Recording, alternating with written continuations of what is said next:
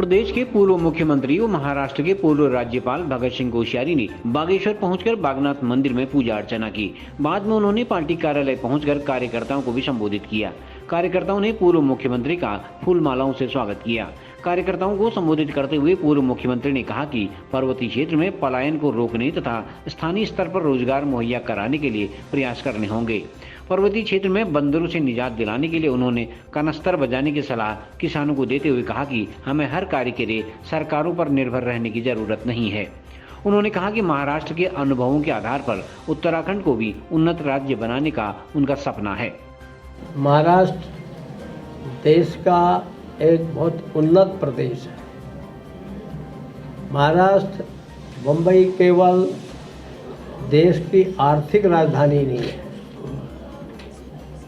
महाराष्ट्र और उत्तराखंड में दो समानताएं हैं।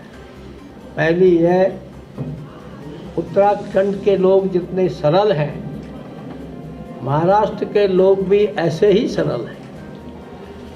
अब राजनीति में या कुछ तत्व समाज में इधर उधर आ जाते हैं, वो यहाँ भी होंगे वहाँ भी होंगे, पर मूलतः और महाराष्ट्र और उत्तराखंड के कुमाऊं गढ़वाल के भाषा में, शब्दों में बहुत से शब्द समान हैं, बहुत सी प्रथाएं समान हैं। जैसे सारा देश उत्तराखंड को देवभूमि कहता है, ऐसे ही सारा देश महाराष्ट्र को संत भूमि कहता है। जैसे मुझे उत्तराखंड में प्यार मिलता है, उससे शायद ज़्यादा प्यार मुझे वहाँ मिला होगा, क्योंकि लोग सरल हैं। मैंने उसके राजभवन के सारे दरवाजे खोल दिए। कोई सामान्य से लेकर के बड़ा सारा व्यक्ति कभी मुझे मिल सकता था। जब मैं एमएलए बना, पहले मंत्री तो एमएलसी था यूपी में, उसके बाद मैंने दौरा शुरू किया। मैं गढ़वाल के रास्ते आया पैदल चलते, कुंवारी और बड़ा माने घास पकड़ के, ठीक है। आज वहाँ सब जगह मोटर जा रही है, ठीक है। अब ऐसे बहुत ही कम जगह बची है जहाँ सड़क नहीं है। इसीलिए आप अटल बिहारी वाजपेयी जी को याद करिए, उनका स्मरण करिए। किसान जो है परेशान है जंगली जानवरों से, उनको कैसे निजात मिलेगा? खेती कैसे करेंगे? जंगली जानवर का तो कोई उपाय तो है नहीं। बंदर देखिए, Where there is a will, there is a way. जहाँ चाह तहाँ राह। मैंने कहा बंदर आता है तो कंटर बजाओ। मैंने आज से 3 साल पहले, 4 साल पहले, मेरे मनोज साहब को, जिसमें इधर से उधर लड़ गए किसी पार्टी से, नैनीताल के, रामगढ़ के, उन्होंने सेव की जगह सब लोगों ने आड़ू लगाना शुरू किया। आड़ू के बगीचे। मैंने कहा यार, इतने तेरे आड़ू बंदर नहीं खाते हैं क्या? बोला दाजू, बोले जहाँ एक पेड़ में बंदर दिखा तो एक ने कंटर बजाया, सब कंटर बजाने लगते, कनिस्टर तो सब के सब भाग जाते हैं। तो ये क्या होता है? अभी मुझे मेरा भाई बता रहा था गाँव में, बोले दाजू यहाँ पहले क्या होता था, हमारे यहाँ जब जैसे बंदर कोई दिखाई दिया तो बोले हमारे त्रिलोक सिंह चाचा और पिताजी जो है वो वहाँ रामगंगा के नीचे वहाँ किनारे पहुँचा देते थे उनको, ऐसे भगा करके, बोले फिर आते ही नहीं। क्या है कि थोड़ा सा इसके लिए गांव इकट्ठा होंगे, कोशिश करेंगे, तो मुझे लगता है उसका समाधान निकालेंगे। बाकी अंदर बाड़े बंदर बाड़े तो ये सब चीज़ें कंटर तो ये मान लीजिए बागेश्वर के लोग अब कंटर बजाएंगे बंदर भगाने के लिए, लेकिन सरकार क्या कर रही है उसके लिए? मेरा तो ये कहना है कि हर काम के लिए अगर सरकार को देखोगे कि अखबार में कुछ छपा कि नहीं छपा, बागेश्वर के समाचार छपे कि नहीं छपे, इसके लिए सरकार को देखा है कि यहाँ के पत्रकार को देखा है? बोलो। जनता की जो समस्या है, फिर वही बात।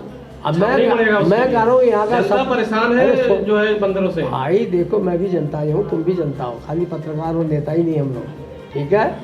ये अगर हम संकल्प ले लेंगे तो ये सब काम होंगे, और इसलिए हर काम सरकार पर नहीं छोड़ना, हमको स्वावलंबन करना। सारा भाषण तो इसमें था ना मेरा, आप समझे नहीं लगता मुझे? हम अपने पाँव पर खड़े होंगे तो बंदर तो क्या वो जो बड़े बड़े भूत भात होते हैं वो भी भाग जाएंगे। पर कुशल जी एक सवाल है, क्या उत्तराखंड की राजनीति में आप सक्रिय रहेंगे या युवाओं को स्वरोजगार के लिए प्रेरित करेंगे? मुझे लगता है कि हमारे यहाँ राजनीति में इतने लोग परिपक्व अब हो चुके हैं और युवा पीढ़ी इतनी आगे आ गई है कि अगर हमारे जैसे बूढ़े ज़्यादा राजनीति में काम करेंगे तो मुझे लगता है हम लोग अपने युवाओं का रास्ता रोकेंगे। इसलिए ऐसा लगता है कि हमको उनको सपोर्ट करने के लिए, समाज को खड़ा करने के लिए, वो जो अच्छा काम कर रहे हैं वो अच्छा काम का परिणाम समाज में निकले और समाज आत्मनिर्भर बने, उस दिशा में ज़्यादा प्रयास करना चाहिए। यही मेरा संकल्प है। सर, युवाओं ने आंदोलन किया था, चल बीच में उन पर उनसे निपटने सही ढंग से नहीं निपट पाई सरकार, ऐसा आरोप था और सरकार ने आंदोलन भी, सरकार ने उन पर लाठीचार्ज कर दिया। अब देखा ये राजनीतिक प्रश्न है ना, इस पर थोड़ी बोलूँगा मैं, ठीक है। नहीं, युवाओं के रोजगार के लिए वो लगातार आंदोलन कर रहे हैं। सर एक लास्ट क्वेश्चन है, देखो मैंने कहा कि मुझे आप उतना ही बोलिए, जब मैंने पहले बोल दिया कि राजनीतिक बातों को क्या। सर एक आजकल गवर्नमेंट रिवर्स लाइन कह रही है, तो सर हमारा जो भौगोलिक स्थिति है हमारे जनपद बागेश्वर में, आप अभी इस बीच में घूम के भी आए हैं, तो सर क्या उसको देखते हुए पॉसिबल लगता है कि आज भी रिवर्स लाइन करेगा?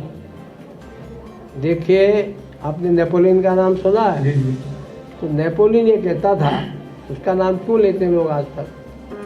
वो कहता था कि मेरी डिक्शनरी में इम्पॉसिबल नाम की कोई चीज़ है ही नहीं है। ये तो बंदर के लिए भी करा सरकार करे। एक चीज तो लगातार बढ़ रहा है पलायन। हाँ, पलायन लगातार बढ़ रहा है सरकार। नया पलायन अब घट रहा है, घट रहा है और घटेगा पंडित जी, घटेगा। मैं आपको आश्वासन देता हूँ कि पलायन घटेगा। सर, आप एक पूर्व सांसद भी रहे हैं, संसद में लगातार गतिरोध बना हुआ है कि आरोप ये भी लग रहा है कि मैंने कहा ना, राजनीति बातें क्यों करते हो? उत्तराखंड के विकास की बात बोलो, छोड़ो। हाँ। सर मैं एक चीज पूछ रहा हूँ, आपने, मैं ट्रांसपोर्ट से ही कह रहा हूँ, रेल आएगी? अब जब रेल लद्दाख पहुंच रही है, रेल पुंछ पहुंच रही है, रेल ऋषिकेश पहुंच रही है, तो आपको कर्णप्रयाग पहुंच रही है, तो आपको विश्वास होना चाहिए कि एक दिन रेल बागेश्वर भी आएगी, ऐसा विश्वास करो।